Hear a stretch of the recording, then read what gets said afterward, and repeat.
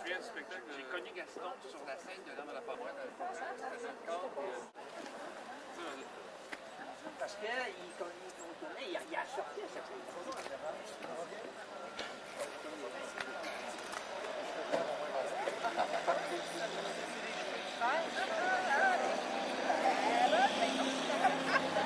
N'est pas pour célébrer la première petite neige qui tombe, hein, mais pour souligner un moment important. Avec la venue de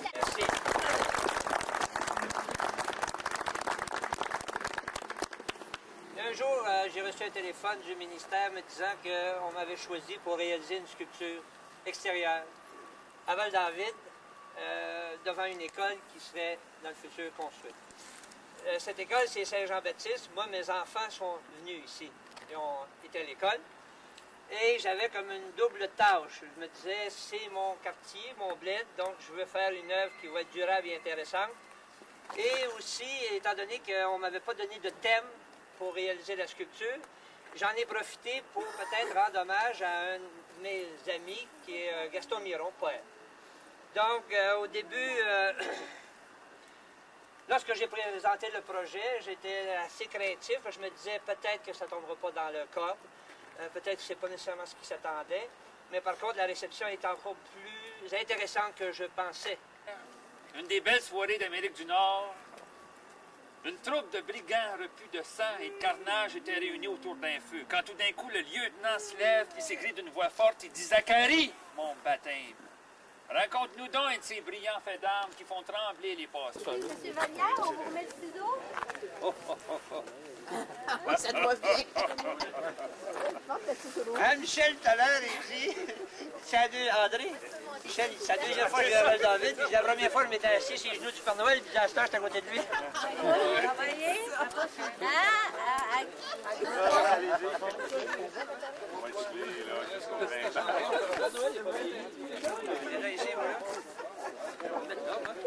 Go!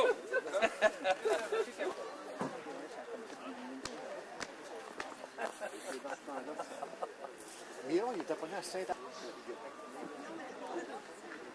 Le seul endroit au Québec, le seul endroit au Québec, en 95.